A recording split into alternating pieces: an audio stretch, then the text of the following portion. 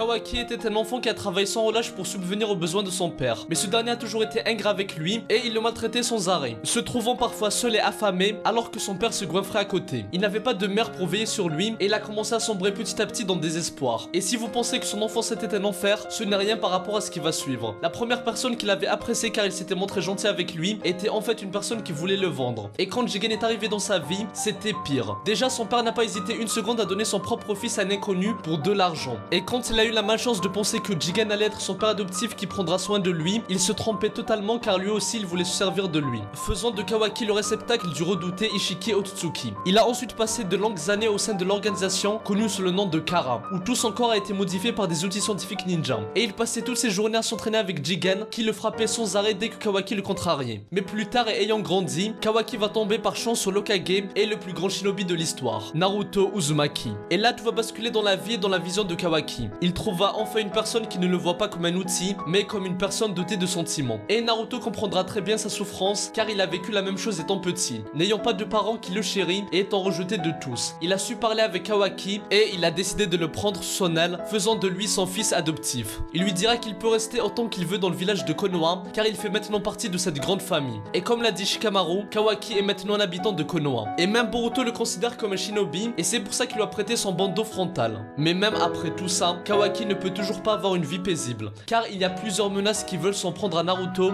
et ce dernier veut tout faire pour le protéger. Et tout comme Sasuke à l'époque, Kawaki va prendre une décision afin d'atteindre son objectif. Et suite à ça, il y aura un avant et un après dans l'histoire, parce que rien ne sera comme avant, et tout va changer. Salut tout le monde, c'est Abdou, j'espère que vous allez tous très bien. On a eu un petit résumé du chapitre 61 de Boruto qui va bientôt sortir, et l'objectif du jour est de vous partager ce que j'ai lu. Au passage, n'hésitez pas à me follow sur Twitter, je partage les images du chapitre et les news autour de Boruto et des autres animés et mangas. Je rappelle comme d'habitude que j'ai créé une chaîne secondaire et je vais poster bientôt des vidéos là-dessus. Sinon, n'hésitez pas à rejoindre mon serveur Discord, j'ai créé un salon pour ceux qui veulent partager leurs théories sur Boruto ou parler des chapitres et des épisodes avec moi et les autres abonnés. Bref, la question du jour est la suivante, citez-moi le nom d'au moins 3 déserteurs. Bonne chance à tous et bon visionnage. Un grand bravo à Artui Gaming qui a été le plus rapide dans mon dernier défi. Il faut savoir que Sasuke n'a plus été vu dans le manga depuis le combat contre Ishiki et sa perte du Rinnegan. Mais là il fait enfin son retour et pour le moment il n'a pas l'air d'avoir eu un nouveau power-up. Par contre il est en train de s'occuper de la sécurité de Konoha, parce que pour faire simple, le village est en panique. Et Sasuke va gérer ça avec la sécurité organisée par Sai Shikamaru. Au passage, encore une fois ça prouve que c'est encore et toujours Sai Shikamaru, Sasuke, Naruto qui s'occupent du village. Bref, pendant ce temps, Shikamaru et Amado vont discuter ensemble et ils vont aborder différents sujets. Et ça montre que les deux commencent à bien s'entendre ensemble. Même si Shikamaru ne fait pas encore entièrement confiance à Amado, mais il commence quand même à se rapprocher de lui. Et vu que les deux sont très intelligents, ça pourrait faire un bon duo, même si leur intelligence reste différente. Shikamaru est un fin stratège et c'est un génie pour concevoir des plans dans n'importe quelle situation. Et on le connaît, il est très réfléchi. Amado quant à lui est plus calculateur et vicieux et il n'hésite pas à se servir des autres pour atteindre son objectif.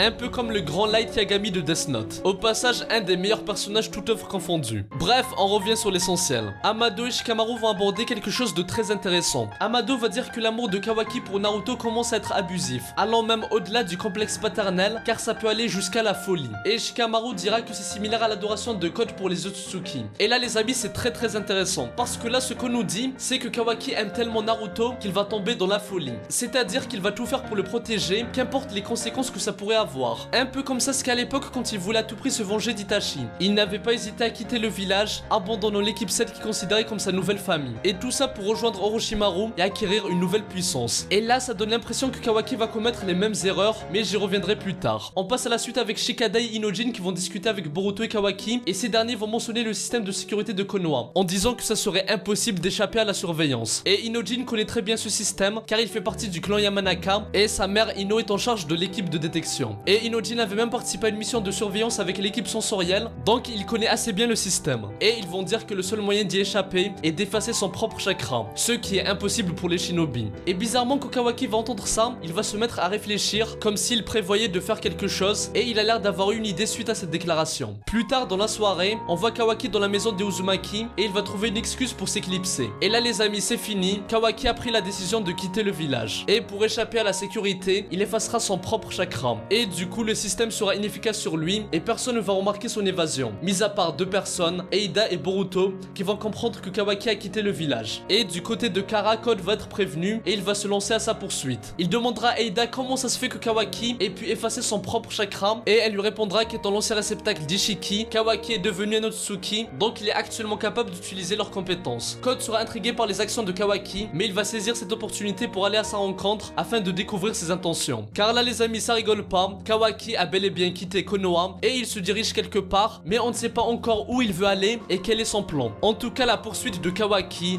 a commencé. Que ce soit du côté de Code, mais aussi du côté de Konoha, qui seront sûrement prévenus par Boruto sous peu, et ils vont vite se rendre compte de l'absence de Kawaki. Bref, voilà pour le petit résumé, ça risque de devenir très intéressant. Et là, il y a plusieurs possibilités. Soit Kawaki va trouver une sorte d'accord avec Code ou Eida afin de préserver Naruto. Mais est-ce que ça sera sans conséquence? J'en doute. Ou bien Kawaki va décider de les affronter seul, mais ça m'étonnerait car là, il est très loin de leur niveau. Donc je pense que ça sera un peu à l'image de Sasuke, c'est-à-dire qu'il a un plan pour gagner en puissance et ainsi pouvoir protéger Naruto. Mais ça ne sera pas sans prix à payer. Bref les amis, balancez-moi vos théories dans les commentaires ou sur Discord. Si ça vous a plu, faites-le moi savoir, je ferai une autre vidéo une fois le chapitre sorti. Donc d'ici là, portez-vous bien. Moi je vous dis à très bientôt et que la paix soit sur vous.